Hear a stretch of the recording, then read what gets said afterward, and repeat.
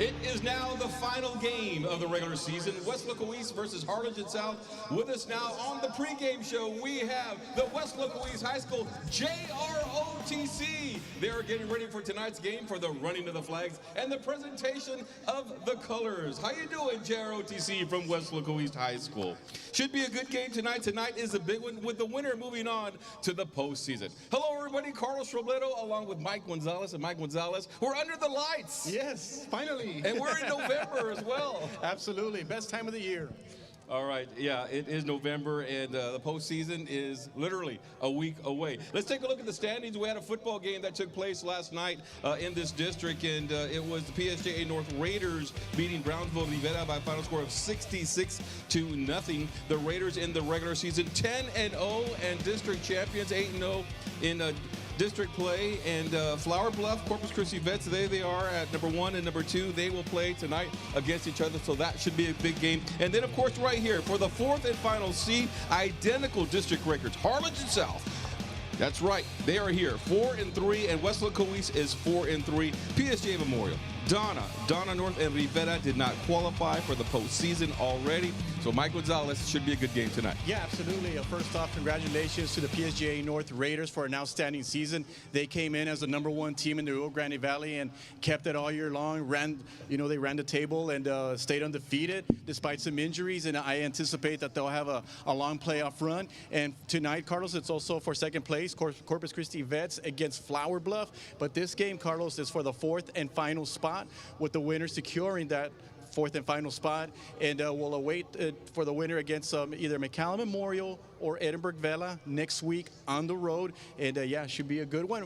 Actually, McAllen Memorial comes in tonight in first place, so they win tonight, they will have the top seed in the other district. All right, so that has playoff implications as well. As far as matchups are concerned, it's also senior night here at West Local East High School, so a lot of festivities are going to be taking place. Last year, the Wildcats were in the same position, playing against Harlingen South on the road. This was at Boca Stadium, and let's take a look at what happened in this game. The Wildcats got off to a good start, and it was Gianni Ortiz with this tremendous catch in the end zone. He fights for the ball, the touchdown, and it's 7-0 Wildcats. But South comes right back on the skinny post right here. They tie it up 7-7, and then they poured it on after that. It was a balanced attack from Harlingen South. The Hawks were up 21-7 at the half. West Local East put up a fight to try to come back in the second half, but it was South taking the victory 42-23, and they went on into the playoffs. Mike Gonzalez, and what kind of team do we expect from Harlingen South this year?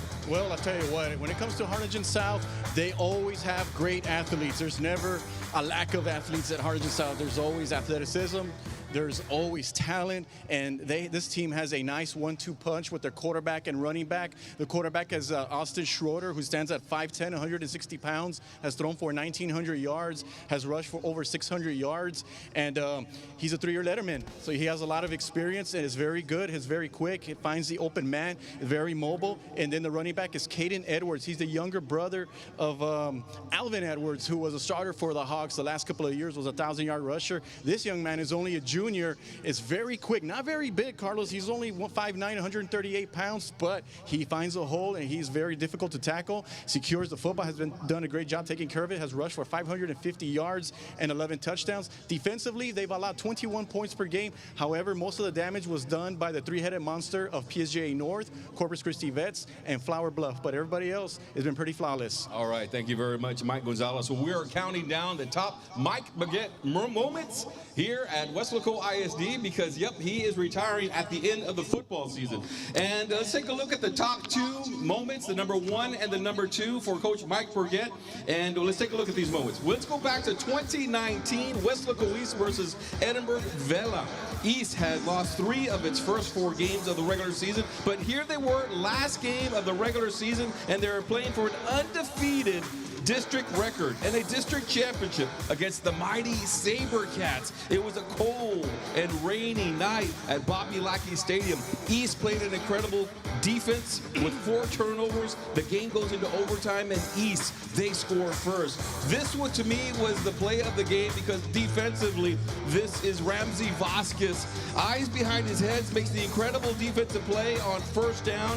The Wildcats come up with a defensive stand to win the game 35-28 as you watch Vasquez once again knock that one away. They go to second down, third down, and fourth down. And this is the fourth down play right here. And West Locoise was able to come away with 35-28 victory, and Coach Mike Burget celebrates on the K-West post-game show with the trophy.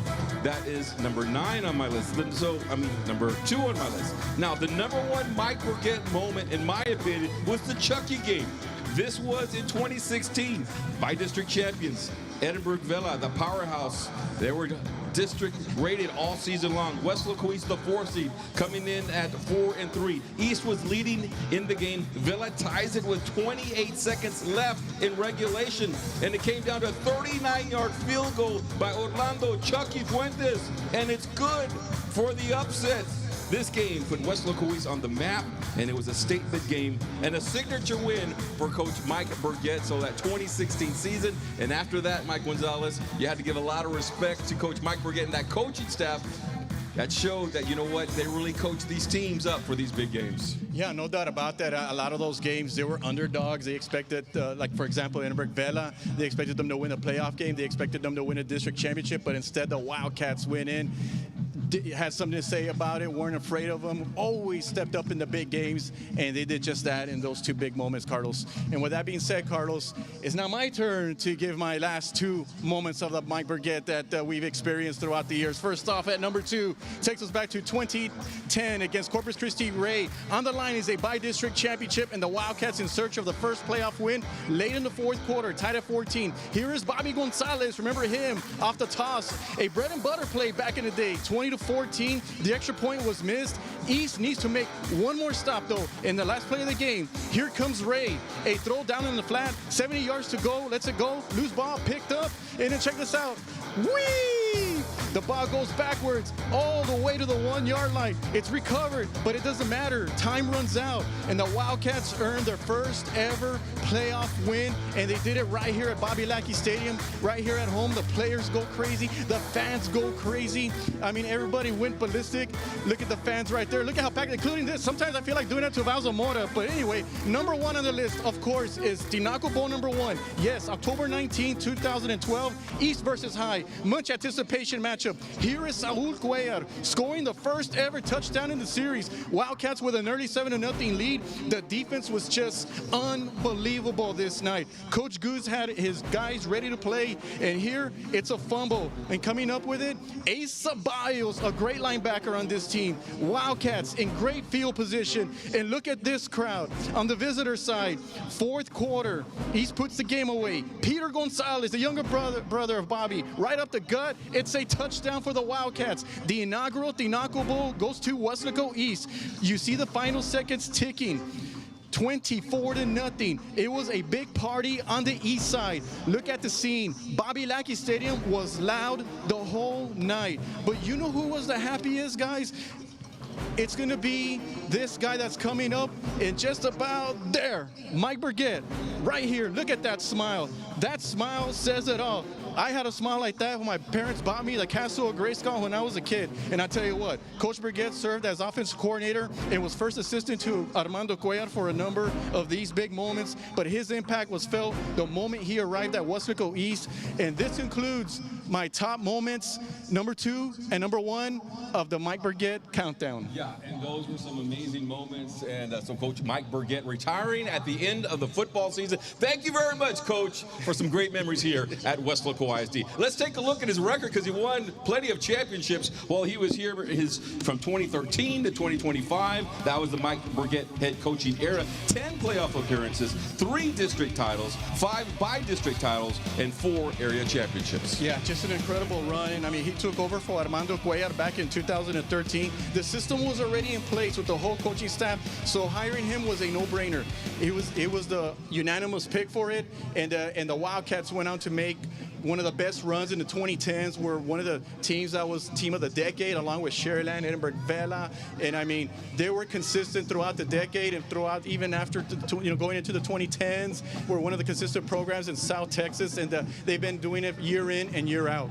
Yeah. All right, Mike Gonzalez. Well, we got another game tonight, so there might be another Mike Burget moment tonight versus Harlingen South. The Wildcat Regiment starting to get here. The fans are starting to file in here, so come out for the game. All right, time to learn more about one of our West Local East Wildcats. We call the segment 5 questions.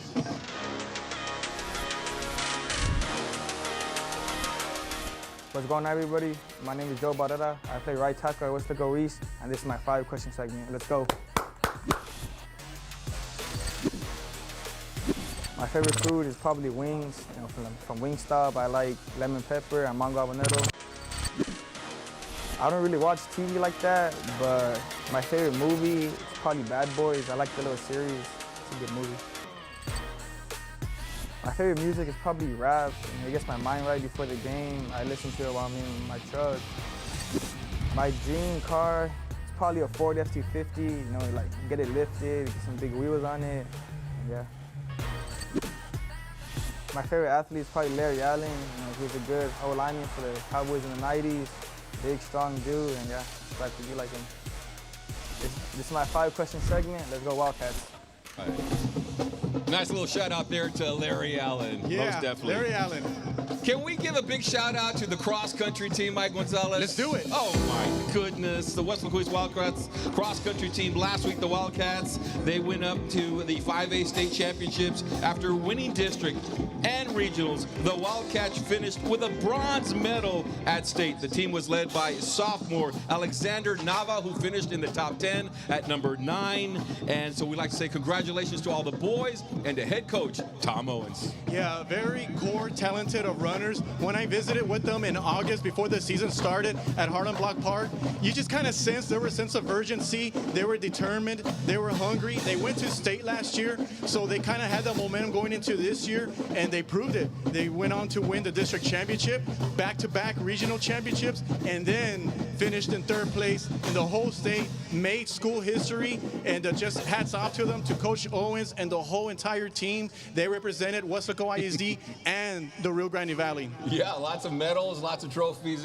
this season, most definitely for the cross-country team. All right, well, tonight's game will be on the Westlaco ISD YouTube channel. Joe Aguilar has a call tonight. What's up, Joe? Hey, we're excited for another night of Friday Night Light. And tonight, it's do or die for your Wildcats. We were in the same situation last year, as you just mentioned, Mike, but this time, we're here at home. And talking to Coach Burget and Coach Guzman before the game, we talked about what they need to do to win this game. Of course, as you guys talked about the X's and O's and the numbers, one of the things that they did share with me is that they got to put pressure on the quarterback. That's something that we saw earlier in the season. Then we had some bumps and bruises just the last couple of weeks, but they are healthy tonight, and we expect some coverage sacks tonight. That's what Coach Guzman said, and that's what we're expecting from the Wildcats tonight. And, of course, the offense is clicking. We got Aiden Gonzalez calling the snaps, and we've got the running backs back there. We got that double shot of 22 and number 2 Rodriguez and Herrera, and we know that these Wildcats are just going to take it to the Hawks tonight, and we are looking to play next Friday as well. So Lily, are you ready? Go Wildcats, beat the Hawks! Back to you and Mike and Carlos. All right. Thank you very much, Lily, and thank you very much, Joe Aguilar. We are looking forward to the call tonight. All right, we're down on the field right here with the JROTC of West Local East High School. The presentation of the colors are going to be taking place, the running of the flags, and they're going to have a lot of fun here. We have Emily Rios, who is here with us, Aliana Martinez as well, to talk to us a little bit about the JROTC. So what are you looking forward to tonight, guys? Really good game. I mean, it's fun being out there presenting the colors and then also running the flags. As a student who's done both, it's honestly really fun. But just looking for a good time, a nice, no one gets hurt, nothing happens, but just, something safe, something fun. Okay. So right before the game, when we do the national anthem, and yeah, you guys represent the colors, what is that feeling like when you guys come out on the field? I mean, it's a really good experience. I'm not doing the color guard tonight, but I know that there's freshmen that are doing the color guard tonight, and I know it's a really good experience for them, and it's a really good memory going out there and being in front of everyone. The drive is really nice. Yeah. A lot of pride. Yes. Aliana, you said you did the running of the flags before? Yes. All right, so what? Those are the ones in the back wearing the T-shirts? They're going to be doing that? Yeah. What advice do you have for them tonight? What are you going to give them? Maybe a little pep talk before the game. What would you tell them? I actually give them pep talks all the time. I'm their captain. I'm in charge So of what them. do you tell them? I tell them to be careful. I tell them to be careful, to look down because there are wires that they can trip on, but to just pay attention to the person in front of you. Yeah. You know, pick up the flag. It's a lot more easier to run with your hands straight forward. I mean, that's really all I tell them. And they do perfect. They do great all the time. They're careful. They listen. They have the discipline for it. So honestly, that's all I tell them. Can you tell them to be careful with the man right here that's holding this camera? Because he's usually right down there on the track, so just to be careful with him as well. And where do you guys start at? Where does it start, and then where does it end? Like, kind of, what is the trail like? Okay, so we start right here where the starlets are, and we go all the way to the end, all the way, and then we just wrap back around. And you make a U-turn, and you have to come all the way back? Yes, we do. That's what we Is do. it tiring? No, because we practice and we practice and we practice. We build that up, and we never get tired. We've ran games where we've ran a lot. I know 2 games ago, 3 games ago, When we they did score that. a lot. Yeah, when they score a lot, we have to run a lot, but Maybe they should put some hurdles or something. oh, I don't know about that. No, okay. All right. Aliana and Emily, thank you very much for being here on the Knapp Medical Center pregame show. Don't go away yet. Let's check out the weather real quick to see what it's going to be like for the JROTC and the Wildcats tonight. Ooh, it's going to be very, very nice. It's going to be 80 degrees, no chance of rain. The humidity is pretty low, so it should be a nice night for football. So come on out to Bobby Lackey Stadium. It's going to be a good game, and it will be West Local East taking on Harlingen South. The winner moves on to the postseason. All right, for Aliana, for Emily, and Mike Gonzalez, and everybody, all those JROTC kids back there, y'all have a good one, okay? We're looking forward to the game. I'm Carlos Robledo. We'll see you after the game.